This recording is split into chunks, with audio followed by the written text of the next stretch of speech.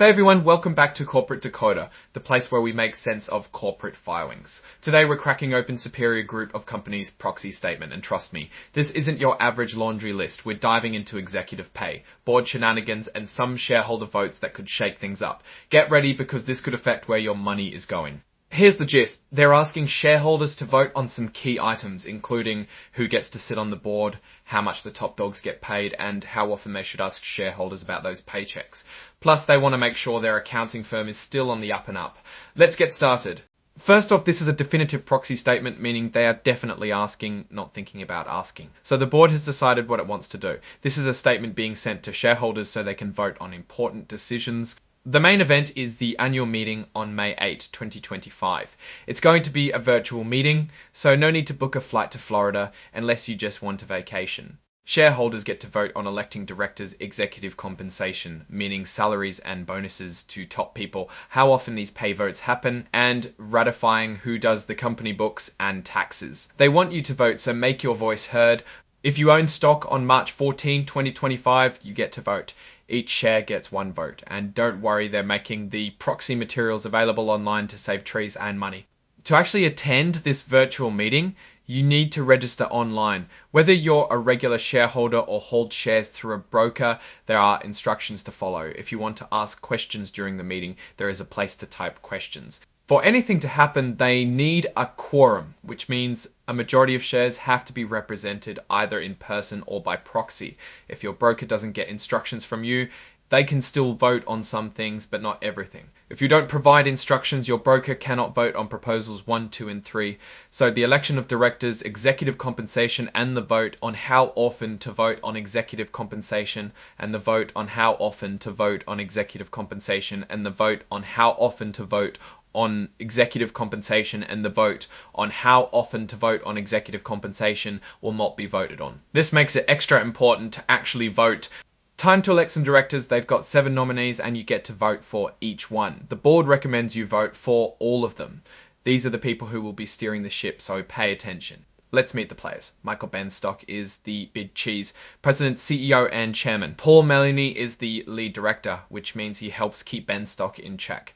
There's a mix of folks with backgrounds in finance, operations, and even pharmacy workflow software. The company has both a CEO and a chairman, though it's the same person, Michael Benstock.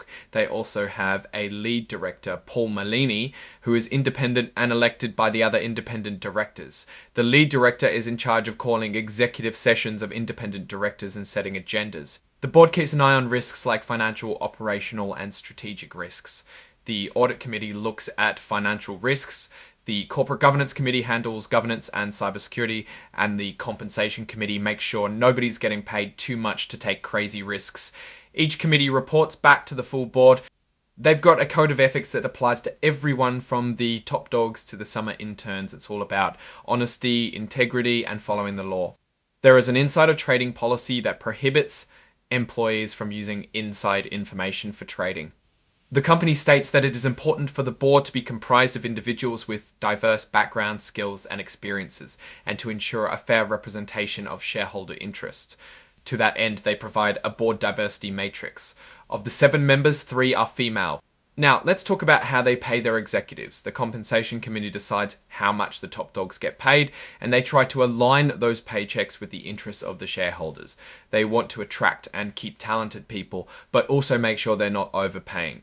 They want to pay competitively, reward performance, and focus on long-term value creation. A lot of their executive compensation is based on how well the company does. They look at what similar companies are paying to guide them. They hired Korn Ferry to give them independent advice on executive pay.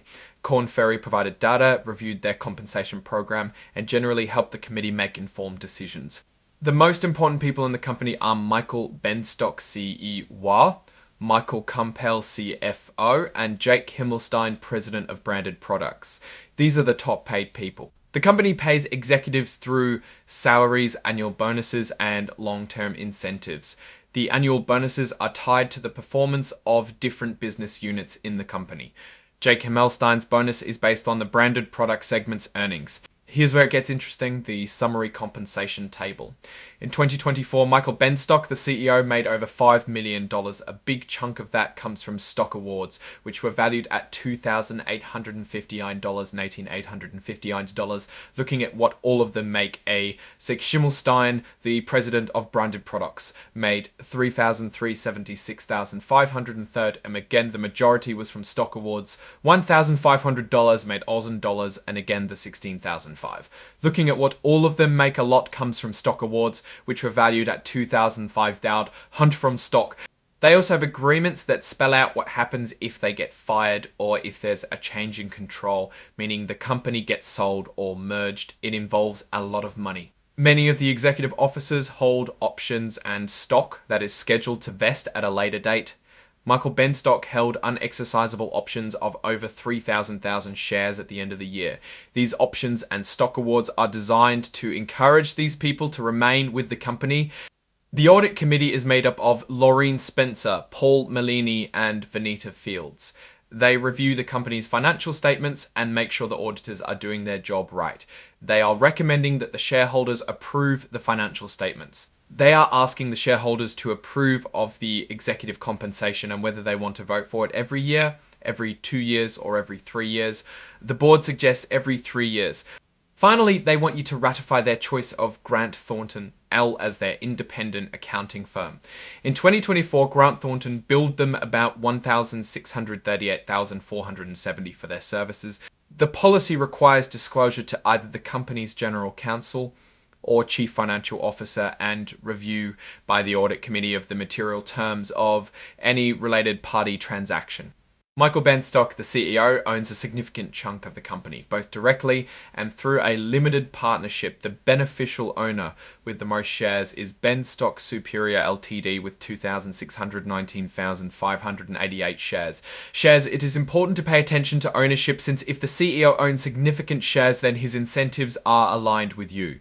The board of directors is asking you to vote for ratifying Grant Thornton L as the company's independent registered public accounting firm for the year ending December 31, 2025. The company is paying for all the costs of this proxy solicitation, including lawyers, advisors, and mailings. If you want a copy of their annual report, just ask. You can also find it on their website too. So where does all this leave Superior Group of companies?